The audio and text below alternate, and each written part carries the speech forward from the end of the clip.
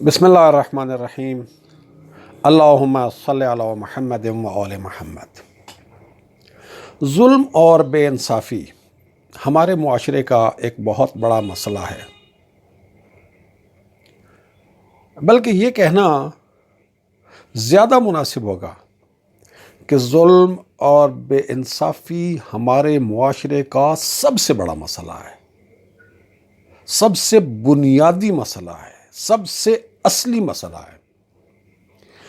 یہ مسئلہ حل ہو جائے تو ہمارے معاشرے کے باقی سارے مسائل خود بخود حل ہو جائیں، اس لیے کہ ہر مسئلہ اپنی جگہ پر کسی نہ کسی شکل میں ظلم اور بے انصافی کا نتیجہ ہوتا ہے۔ تو ظلم اور بے انصافی ختم ہو جائے تو سارے مسائل ہی ختم ہو جائیں۔ اور قرآن شریف اس مسئلے کا بہت آسان، بہت سادہ اور بہت خوبصورت حل ہمیں دیتا ہے، لیکن اس قرآنی حل کے موجود ہونے کے باوجود ہم اس مسئلے سے جان نہیں چھڑا پا رہے۔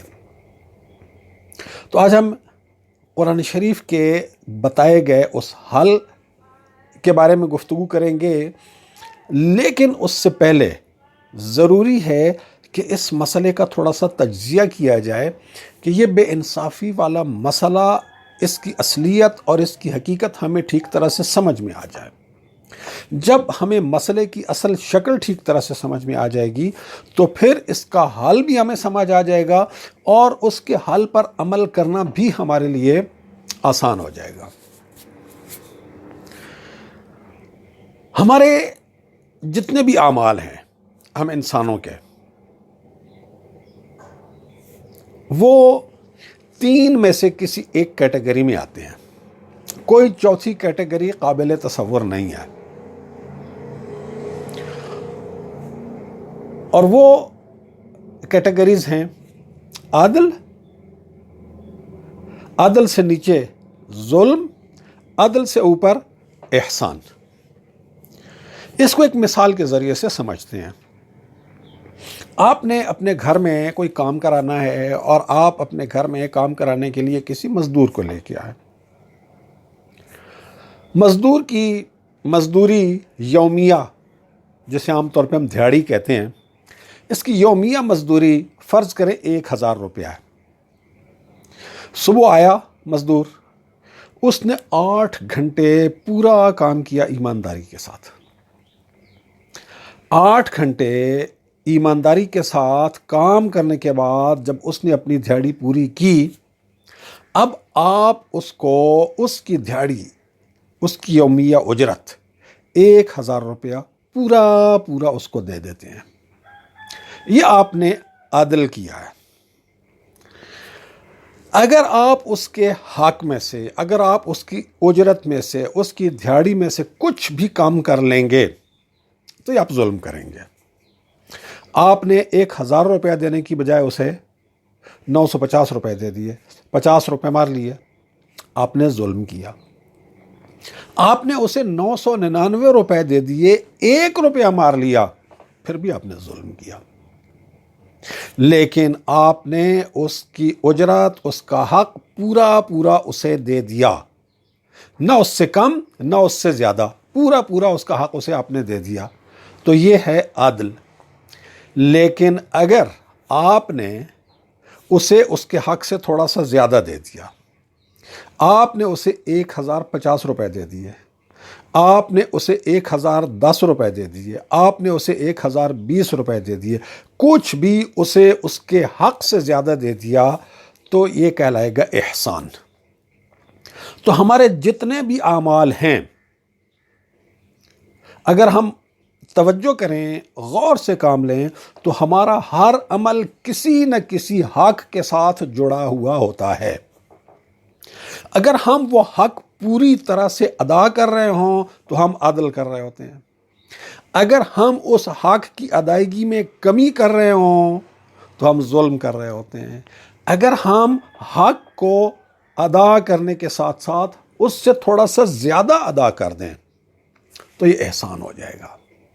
تو 3 کیٹیگریز سمجھ لیجئے، ہر عمل یا عدل ہوگا اور اگر عدل سے کم ہے تو ظلم ہوگا، عدل سے زیادہ ہے تو احسان ہوگا۔ چوتھی کوئی کیٹیگری نہیں ہے۔ اللہ تعالیٰ ان تین کیٹیگریز میں سے جو ظلم والی کیٹیگری ہے اس کو سخت ناپسند فرماتا ہے۔ اور سورہ ہود کی آیت نمبر 18 میں اللہ تعالیٰ نے اعلان فرما دیا، الا لعنت اللہ علی الظالمین، خبردار، اچھی طرح سے سن لو، آگاہ ہو جاؤ کہ ظالموں پر اللہ کی لعنت ہوتی ہے۔ یہ جو الا کا لفظ ہے نا عربی زبان میں، جو بعض اوقات جملے سے پہلے آتا ہے، جیسے یہاں آیا ہوا ہے الا لعنت اللہ علی الظالمین، یہ الا جو ہے نا کسی اہم بات کو کرنے سے پہلے سننے والے کی توجہ کو جذب کرنے کے لیے کہا جاتا ہے۔ جیسے ہمارے یہاں بعض اوقات مساجد میں اعلان ہوتا ہے نا، تو مسجد میں اصل اعلان سے پہلے ایک جملہ کہا جاتا ہے، حضرات ایک ضروری اعلان سنیے، اس کے بعد اعلان کیا جاتا ہے۔ تو یہ جو الا ہے نا عربی زبان میں، اس کا مطلب یہ ہے کہ حضرات ایک ضروری اعلان سنیے۔ تو یہ جو اللہ تعالیٰ فرما رہا ہے الا لعنت اللہ علی الظالمین، تو اس کا ہم یوں بھی ترجمہ کر سکتے ہیں کہ اللہ تعالیٰ فرما رہا ہے حضرات ایک ضروری اعلان سنیے، ظالموں پر اللہ کی لعنت ہوتی ہے۔ یعنی جو شخص کسی کا حق پورا ادا کرنے میں کوتاہی کرے، کسی کے حق میں کمی کرے، وہ ظالم ہوتا ہے اور اس کے اوپر اللہ کی لعنت ہوتی ہے۔ اور اگر کسی معاشرے کا کلچر ہی یہ بن جائے کہ ہر بندہ دوسرے کا حق مار رہا ہے، آپ اپنے سے کمزور کا حق مار رہے ہیں، ظاہر سی بات ہے طاقتور کا تو مار نہیں سکتے، آپ سے طاقتور آپ کا حق مار رہا ہے، اس سے طاقتور اس کا حق مار رہا ہے، اس سے طاقتور اس کا حق مار رہا ہے، جو جتنا طاقتور ہے حق مار رہا ہے، ہر بندہ حق مار رہا ہے۔ جس معاشرے میں کلچر ہی یہ ہو کہ حق نہیں دینا، حق مارنا ہے، تو وہ معاشرہ ظالموں کا معاشرہ ہوتا ہے، اور اس معاشرے کے بارے میں اللہ نے فیصلہ کر دیا ہے کہ ایسا معاشرہ تو پھر جو ظالموں کا معاشرہ ہے اس کے اوپر تو لعنت ہی برسے گی۔ جس معاشرے میں عدل نہیں ہے، جس معاشرے میں ظلم ہے، جس معاشرے میں حق پوری طرح سے ادا نہیں کیا جاتا، اس معاشرے پہ تو اللہ کی لعنت ہی نازل ہوگی۔ برکتیں کہاں سے آئیں گی؟ رحمتیں کہاں سے آئیں گی؟ تو ظلم والے معاشرے میں لعنت برستی ہے، رحمتیں نہیں آتی، برکتیں نہیں آتی۔ تو جو ظلم والی کیٹیگری ہے اس کے بارے میں اللہ تعالیٰ نے اپنا موقف دے دیا۔ اور جو دوسری دو کیٹیگریز ہیں عادل اور احسان، ان کے بارے میں اللہ تعالیٰ نے سورہ نحل کی آیت نمبر 90 میں فرمایا، ان اللہ یأمرکم بالعدل والاحسان، اللہ تمہیں عدل اور احسان کا حکم دیتا ہے۔ یعنی عدل کرو، اللہ کا حکم عدل کا ہے اور اللہ کا حکم احسان کا ہے۔ تو اگر کسی معاشرے میں عدل والی روایت پیدا ہو جائے، ہر بندہ طے کر لے کہ میں نے کسی کا حق نہیں مارنا، اپنا حق نہیں چھوڑنا اور کسی کا حق نہیں مارنا، ہر آدمی اپنا حق پورا لے رہا ہو اور دوسروں کا حق پورا دے رہا ہو، تو جب ہر بندے کو اس کا حق مل رہا ہوگا تو معاشرے میں کوئی ظلم نہیں ہوگا، معاشرے میں کوئی بے انصافی نہیں ہوگی۔ اور اس سے بڑھ کر اگر معاشرے میں یہ کلچر ڈیولپ ہو جائے کہ ہم نے دوسروں کو اس کے حق سے زیادہ دینا ہے، تو اس کا نتیجہ کیا ہوگا کہ ہر بندے کو اس کے حق سے زیادہ ملنا شروع ہو جائے گا۔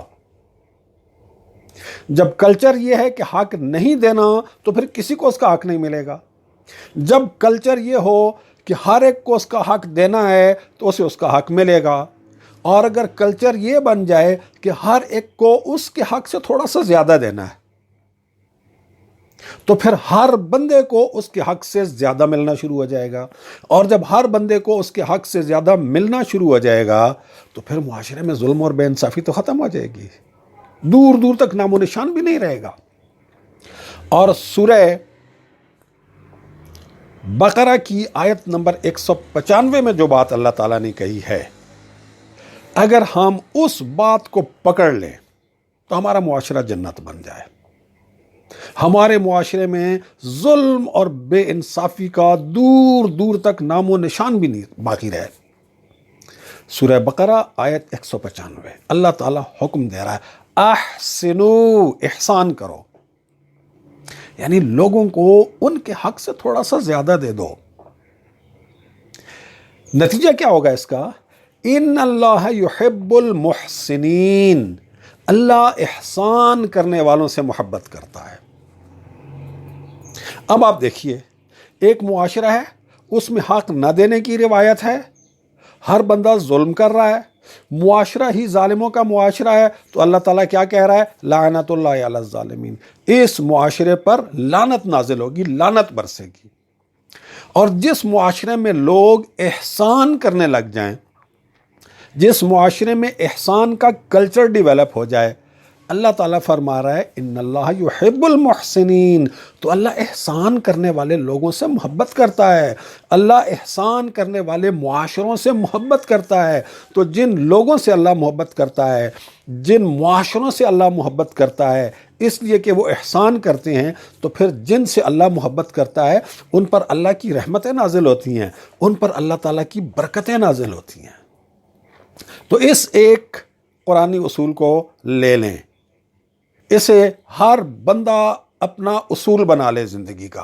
احسنو، میں نے احسان کرنا ہے، میں نے کسی کا حق نہیں مارنا، میں نے ہر ایک کو اس کے حق سے تھوڑا سا زیادہ دے دینا ہے۔ یہ جب بن جائے گا کلچر، تو معاشرے میں ظلم اور بے انصافی ختم ہو جائے گی، اور ظلم اور بے انصافی کے نتیجے میں پیدا ہونے والے دوسرے سارے مسائل بھی ختم ہو جائیں گے۔ کسی کو حق نہیں ملا، ظلم اور بے انصافی، اس کے نتیجے میں ذہنی دباؤ، سٹریس، ٹینشن، پھر لڑائیاں، جھگڑے۔ جب ظاہر سی بات ہے، جب ایک آدمی کسی کا حق نہیں دیتا تو اس کے اوپر لڑائیاں شروع ہو جاتی ہیں، جھگڑے شروع ہو جاتے ہیں، قتل و غارت گری شروع ہو جاتی ہے۔ گھروں میں جو میاں بیوی میں جھگڑے ہوتے ہیں، طلاقیں تک ہو جاتی ہیں۔ یہ ساری چیزیں کہاں سے ہوتی ہیں؟ بنیادی طور پر بے انصافی ہی ان تمام مسائل کی بنیاد ہوتی ہے۔ تو ہم ایک کلچر ڈیولپ کریں کہ ہم نے دوسروں کو ان کے حق سے زیادہ دینا ہے۔ یہ جو ایک غلط تصور ہم نے بٹھا لیا ہے اپنے ذہنوں میں کہ حق چھینا جاتا ہے، حق دیا نہیں جاتا، حق چھینا جاتا ہے، اسلام اس تصور کو بالکل قبول نہیں کرتا۔ اسلام اس تصور کی مکمل نفی کرتا ہے۔ اسلام یہ کہتا ہے، قرآن یہ کہتا ہے، اللہ یہ کہتا ہے، اللہ کا رسول یہ کہتا ہے کہ آپ نے لوگوں کا حق دینا ہے۔ تو حق چھیننے والا کلچر ختم کریں، حق لینے والا کلچر ختم کریں، حق دینے والا کلچر ڈیولپ کریں، لوگوں کو ان کے حق سے زیادہ دینے کا کلچر ڈیولپ کریں۔